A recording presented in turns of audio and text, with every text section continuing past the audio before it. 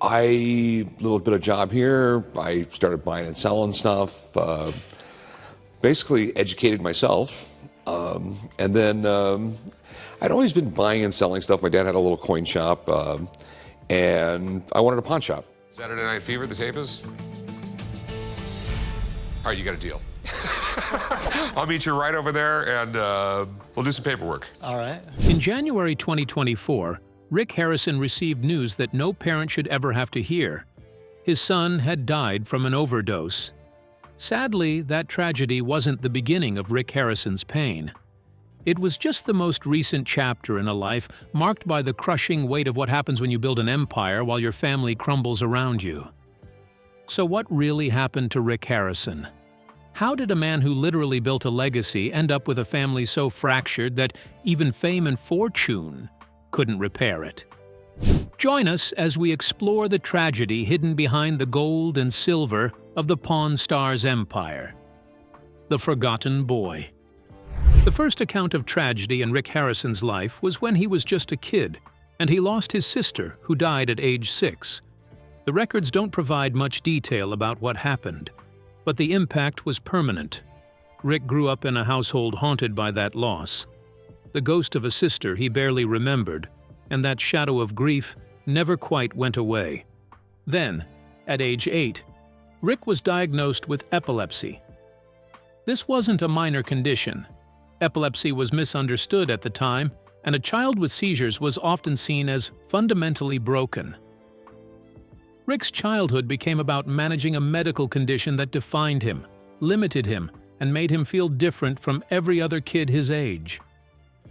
In interviews, Rick has described his childhood as a time of mischief, and he's attributed much of that behavior to his epilepsy and the way it made him feel like an outsider. His father, Richard Benjamin Harrison Jr., was a U.S. Navy veteran. His mother, Joanne, was strong-willed and present. But even with parents who cared, Rick felt the weight of being a sick child. He felt the burden of being the one who needed supervision, who couldn't be trusted unsupervised, who might seize at any moment. So Rick retreated into reading. He discovered history, stories of people who'd overcome adversity, and also developed a love for the past, for objects, and for the narratives that existed in things people discarded. But there was another cost to his epilepsy. Rick dropped out of high school. He couldn't focus on traditional education while managing his medical condition. He was struggling, searching for a path, and uncertain of his future. And then, at 16 years old, everything changed. His first girlfriend became pregnant. Rick was 16. He was still a child himself, still managing epilepsy, still trying to figure out who he was, and suddenly, he was responsible for another human life. This is where Rick's story begins its tragic arc. A child raising a child. A boy who didn't even have a high school diploma is trying to figure out how to provide for a family. For a moment, being a father gave Rick a sense of purpose. It forced him to grow up. He called it ending idiocy, that moment when responsibility forced maturity. Rick Harrison's early adulthood was a blur of hustling and surviving. He didn't have advantages or connections. What he had was desperation and determination. He sold fake Gucci bags. He worked whatever job he could find. He was repossessing cars at one point, a job that was humiliating and sometimes dangerous. But Rick was driven by something deeper than most people understand. He had a child to support.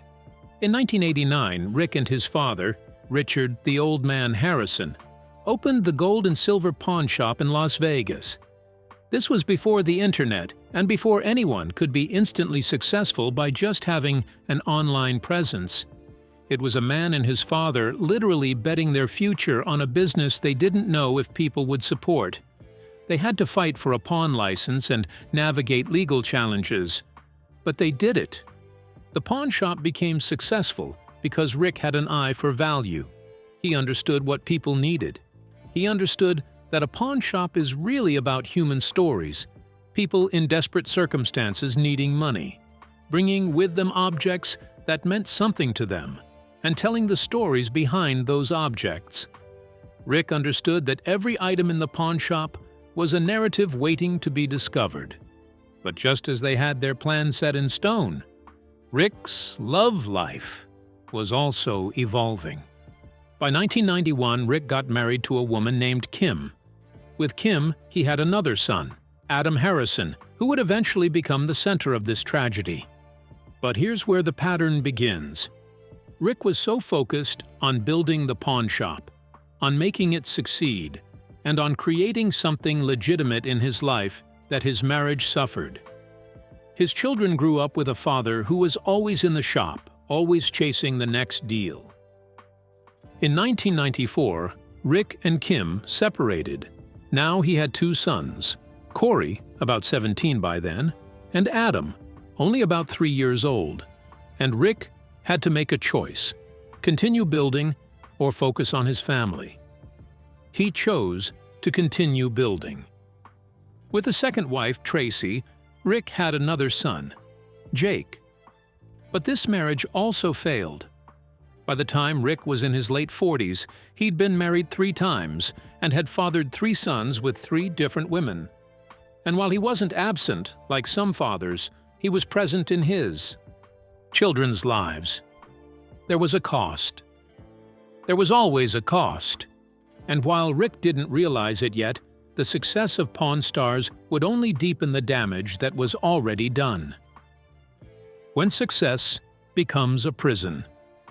In 2009, Pawn Stars premiered on the History Channel, and everything changed. It wasn't an overnight phenomenon, but by January 2011, it was the highest-rated program on the History Channel and the second highest-rated reality show in America, behind only Jersey Shore. Rick Harrison, who'd spent decades building in obscurity, was suddenly famous. The show's format is simple. People bring items to the pawn shop, and Rick or his father negotiates the sale. There's tension, humor, and quite a story behind every item brought to the shop. America was captivated by the show, and by 2011, Rick had published an autobiography, License to Pawn: Deals, Steals, and My Life at the Gold and Silver, which reached number 22 on the New York Times bestseller list. He was making $30,000 per episode. He was endorsing products and on his way to becoming a celebrity. And somewhere in that chaos, his sons were growing up. Corey appeared on the show with him, which meant their working and personal relationships became fused. Adam did not want to appear on the show. According to his brother Corey, Adam had no interest in being on television. Adam wanted a normal life. He became a plumber. He wanted distance from his father's fame. But regardless of the strained relationship he had with Adam, Rick's love life never slowed down. By 2012, Rick was married for the 3rd time to a woman named Deanna Burdett. The wedding was held in Laguna Beach, California. Danny Coker from Counting Cars became an ordained minister to perform the ceremony. It was a television moment, but also a marriage.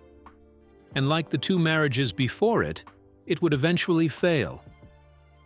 By 2020, Rick and Deanna were divorced. He'd been married 3 times, had failed at each marriage, and was now in his mid-50s, looking back at a romantic history that was as fragmented as his family was broken.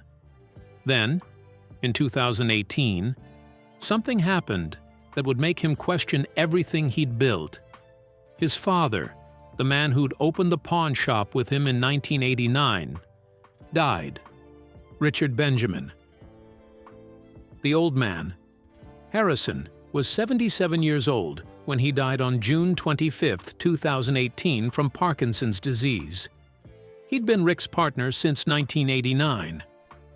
He'd been on the show from its premiere in 2009 until his retirement in 2017. He was the patriarch. He was the old man. Rick posted on Instagram, "Today I lost a friend, a father, a teacher, and so much more. He will be tremendously missed by our family, the team at Gold and Silver Pawn, and his many fans worldwide. He was my hero, and I was fortunate to get a very cool old man as a dad. That I got to share him with so many others, and they got to see what a great family man he was, is something I am grateful to have experienced with him. But here's what's heartbreaking about that post. Rick called his father a great family man. But Rick himself was not a great family man. Rick had 3 wives and 3 sons, and he'd been absent from most of their lives. Rick's children had grown up watching their father be famous, watching him build an empire, watching him succeed in the world, but not watching him be present as a father. The old man's death should have been a wake-up call. It should have been the moment when Rick realized that time is finite, that relationships matter more than business, and that you can't get back the years you've lost. But Rick was 53 years old when his father died. The patterns of his life were already set. He continued with Pawn Stars. He continued building. He continued the same life he'd been living for decades. Then came the global pandemic. The COVID-19 crisis forced the world to stop. It forced people to quarantine, to reflect, and to confront what really mattered. And it forced Rick Harrison to confront his fractured family. But something else happened in 2020. Rick's mother, Joanne Harrison, took action. After decades of dealing with her son's emotional distance and absence from his own family, Joanne decided she couldn't watch silently anymore. What was the lawsuit about? And what did it reveal about the price Rick had paid for his success? The lawsuit. In February 2022, Joanne Harrison, Rick's mother, filed a lawsuit against her son. The lawsuit alleged that Rick had forced her to sign over her business interest in the Gold and Silver Pawn Shop, and that he'd done it at the worst possible time, just after she'd awakened from a coma. More specifically, Joanne claimed that Rick had stopped sending her monthly payments of $25,000, money that was owed to her from her share of the business. She filed for a restraining order against her own son, claiming he was trying to sell off family assets without her consent. This wasn't just a business dispute. This was a mother suing her son for treating her with financial abuse and disrespect. The lawsuit was devastating because it revealed something dark about Rick Harrison's character. Here was a man who'd built an empire, a man who'd become wealthy beyond measure, a man who'd claimed to be a great family man when talking about his father, yet he was allegedly treating his own mother like an adversary. What made it worse was the context. Joanne had been vulnerable. She'd been in a coma. She'd emerged confused and weakened. And according to her lawsuit, Rick used that moment of vulnerability to consolidate his power and remove her from the business. The public didn't know about the details. The family kept most of it private, but the lawsuit was a matter of public record, and it revealed a reality that fame and fortune couldn't hide. Rick Harrison had built an empire at the expense of his family relationships. He'd prioritized business over people, and when his family pushed back, he'd treated them like adversaries rather than loved ones. Rick, however, didn't stay quiet. He publicly expressed deep concern about the circumstances surrounding the lawsuit, stating his belief that his 81-year-old mother was being influenced and manipulated by outside parties acting in their own self-interest. According to him, these individuals were not acting to protect her well-being or legacy, but rather to advance personal or financial agendas, a situation he described as both troubling and painful. He firmly rejected the legal claims at the center of the dispute, characterizing the lawsuit as entirely without merit. The case alleged breaches of contract and breaches of fiduciary duty related to family assets and business ownership. Accusations, Rick said, were baseless and misrepresented both the facts and the family's long-standing arrangements. In his view, the legal action distorted the reality of how the businesses were structured and managed. Rick also emphasized that the lawsuit did not come without warning signs. He explained that in the months leading up to the filing, he made repeated attempts to contact his mother directly. Despite numerous efforts over an extended period, he said he was unable to reach her or have any meaningful communication, which only heightened his concern about outside interference. Addressing confusion around ownership, Rick clarified a key point he believes has been deliberately overlooked. One of the companies named in the dispute, he said, is in fact owned entirely by his mother, with her holding 100% ownership. He argued that this fact alone undermines significant portions of the legal claims and raises serious questions about the motivations behind the lawsuit itself. Unfortunately, Rick's relationship with his mother was broken, and then came the news that would break him completely. His son Adam, who'd chosen to become a plumber and live a normal life, was struggling with addiction. And in January 2024, Adam Harrison's life ended. What led to Adam's addiction? And what was Rick's role in it? Adam's addiction and Rick's regret. Adam Harrison was born in the early 1990s. As a child, Adam lived mostly with his mother. Adam grew up without his father, not in the dramatic absent sense where the father is gone completely, but in the subtle, daily sense where a parent is physically present but emotionally unavailable. They live in the same city, they see each other occasionally, but the emotional connection was fractured. Adam made a deliberate choice. He didn't want to be a part of a business that fractured his relationship with his dad. While that was reasonable, it also helped to keep his struggles away from the world until it was too late. Somewhere along the way, Adam developed a substance abuse problem. In his 20s, he began using drugs. Rick tried to help. He put Adam in rehab a couple of times. According to Rick's own admission, Adam would do well in rehab, but then he'd relapse. He would fall back into addiction. And Rick kept trying, kept hoping, and kept putting his son in treatment programs. But there's a limit to what rehab can do if the underlying issues aren't addressed. And the underlying issues in Adam's case are almost certainly related back to his father. To grow up without his father's emotional presence. Watching his father build an empire while feeling like he wasn't important enough to be in that empire. To have a father who was famous, successful, and wealthy, but who couldn't seem to give his son the most basic thing: his attention and love. Rick blamed the fentanyl crisis, and the fentanyl crisis was certainly real. In his statement to Fox News Digital after Adam's death, Rick said, "I can confirm Adam died from a fentanyl overdose. The fentanyl crisis in this country must be taken more seriously. It seems it is just flowing over the borders and nothing is being done about it. We must do better." But that wasn't the whole story. Adam died from fentanyl and methamphetamine toxicity, as confirmed by the coroner's office. And Rick had to live with the knowledge that his son had been struggling with addiction for years, had repeatedly tried and failed to get clean, and had ultimately died from a drug overdose while Rick was still alive, still wealthy, still capable of helping, but somehow never quite able to reach him. Adam's death on January 19, 2024, shattered Rick Harrison completely. But what makes the tragedy even darker is what came next.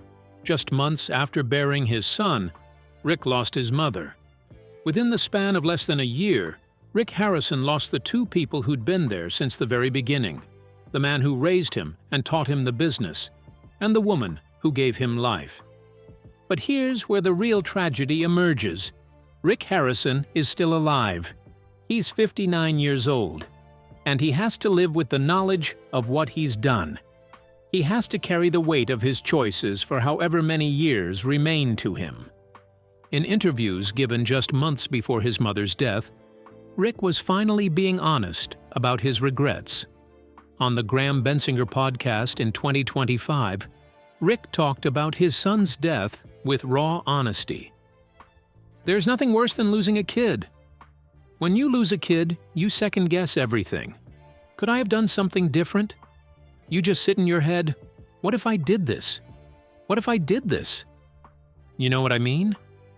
What if I just grabbed him, locked him in the back of my truck, drove him to Oregon, and put him over to where he couldn't get drugs. I mean, you have 100 things go through your mind. This is a haunted man who built an empire and realized too late that the empire, the wealth, and the fame doesn't matter. What matters is the people you've lost. What matters is the time you didn't spend with them. What matters is the love you should have given, but didn't. By late 2025, Rick had remarried. He married Angie Polushkin, a Las Vegas nurse, in January 2026 at a little white wedding chapel in Las Vegas. It was his fourth marriage. And while Angie seems to be a good person, while she seems to genuinely care for Rick, there's something tragic about it. A man in his late 50s trying again, trying to rebuild, trying to find meaning in a life that's been fractured by so much loss. Surrounded by years of personal tragedy, legal turmoil, and public fallout, Richard's journey has cast a long shadow over Pawn Stars. What began as a simple, entertaining look at a family-run pawn shop evolved into a global phenomenon. But by 2025, the weight of those struggles raised an unavoidable question. Had the show finally reached its breaking point and with it, the end of an era? A transitional phase. The future of Pawn Stars is entering a transitional phase, signaling the end of one era and the careful preservation of another. While the show is not disappearing entirely, it is evolving into what insiders describe as a legacy format. One designed to keep the brand alive through selective new content, spin-offs, and continued syndication rather than a full-scale return to its original structure. New episodes of Pawn Stars are expected to return in early 2027, with filming reportedly scheduled to begin in early 2026. However, the revived series will look noticeably different. Longtime stars Rick Harrison and Austin "Chumley" Russell will remain at the center of the show, while Corey "Big Hoss" Harrison will no longer be part of the cast or the gold and silver pawn shop itself. Corey's departure marks one of the most significant changes in the show's history. Although he remained a central figure throughout Pawn Stars' entire 23-season run, he has made it clear that his time on the show is over. Even if the series returns in some form, Corey has openly stated that he has no intention of coming back. In a February interview with the Las Vegas Review-Journal, Corey explained that the reality TV format had begun to feel increasingly artificial. "At this stage of the game, we're all playing a character on Pawn Stars," he said. "I can't play another season of 41-year-old me pretending to be 23. Corey also acknowledged that the later years of the show had taken a toll on him personally. While he expressed gratitude for the opportunities Pawn Stars provided, he admitted the experience had become exhausting. "At some point, you've got to prepare for the end," he said. "I'd be stupid not to be prepared. I'm set up for the future. I've loved filming the show and being on the show, but the past few years have been rough. I'm ready to move on." At the time of the interview, Corey confirmed he was not in discussions with the History Channel about renewing his contract. He also addressed the situation on his father Rick Harrison's podcast, Pawn After Dark, where he described being briefed on the show's future direction and deciding it was time to walk away. While he acknowledged his father's tireless work ethic, he made it clear their paths were different. "My dad will work till the day he collapses," he said. "That's just not me." Another major factor in Corey's departure is his relocation. After filming wrapped on Pawn Stars Season 23 in June 2024, he moved from Las Vegas to Tulum, Mexico.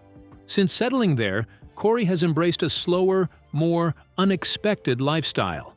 He has even formed connections with local officials, including Tulum's mayor, Diego. "The police come by once or twice a day to check on things and get photos with me," Corey said. "I never thought I'd be hanging out with cops and politicians in Mexico."